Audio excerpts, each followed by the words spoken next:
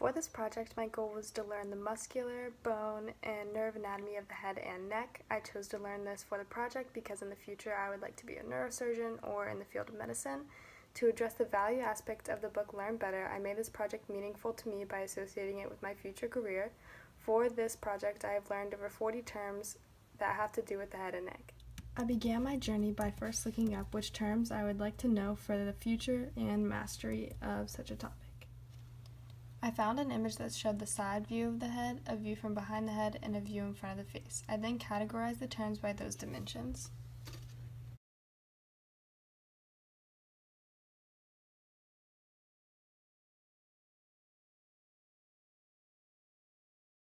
Ulrich Boser was essentially describing a term called forgetting curve. To counteract the forgetfulness from occurring, I spaced my learning out. For example, on one day I would define 10 terms. I would then take a break day. Then, on the next day, I would write flashcards on those words and repeat.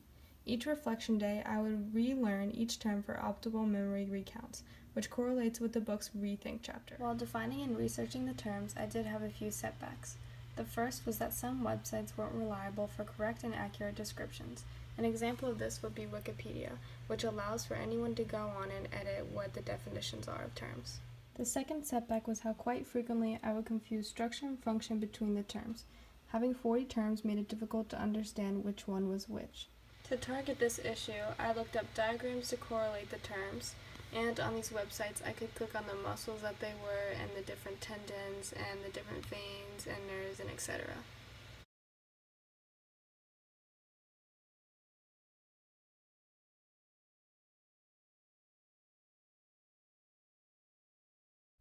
To develop mastery of the topic, I first had to practice the relationship of the term with the function. So, I made flashcards to quiz myself on what I knew versus what I didn't. On the front of the flashcards, I made mnemonics and analogies to move the terms into my long-term memory. For example, the temporalis muscle, which is a large fan-shaped muscle located on the side of the skull, I said, fans are temporary to relate structure to term. I then did this for 40 terms.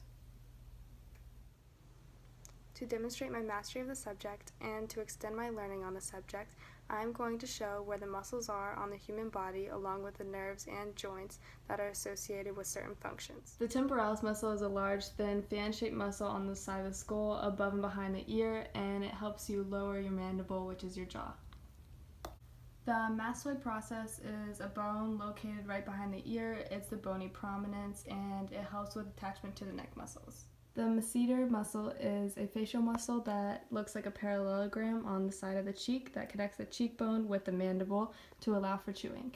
So the mental nerve is a sensory nerve that provides sensation to the front of the chin and lower lip and premolars. Rhomboid muscle is a small skeletal muscle on the back that connects the scapula with the vertebrae of the spinal column and is located right here. The spine of the seventh cervical vertebrae is the largest and most inferior vertebrae in the neck region. Base of the skull, the function is to support the skull, and it's right here. The occipitalis muscle covers part of the skull and helps to move the scalp and wrinkle the forehead and raise the eyebrows, and it's located at the back. The trapezius muscle is a surface muscle that extends side to side from the occipital bone, and it moves the scapula and supports the arm and is located right there. The deltoid muscle forms a rounded contour of the human shoulder. It is also the brunt of all arm rotation, and it also stops dislocation to the humerus. The clavicular head muscle connects the skull to the clavicle and allows the head to flex and rotate. It is located between right here and the clavicle bone. The hyoid bone, which is located between the chin and the thyroid cartilage, is at the base of the mandible. There are no joints with other bones from this bone, and it's located right here. The frontalis muscle is located at the top of the skull, also known as the forehead, and it lifts the eyebrows and wrinkles the forehead to show emotion. The external jugular vein is located right here, and blood is reoxygenated from the brain to the lungs through this vein. I did learn and master more than the terms shown, but I thought it would be redundant if I played all the terms and showed everyone where every single bone, nerve, and muscle was in the head and neck.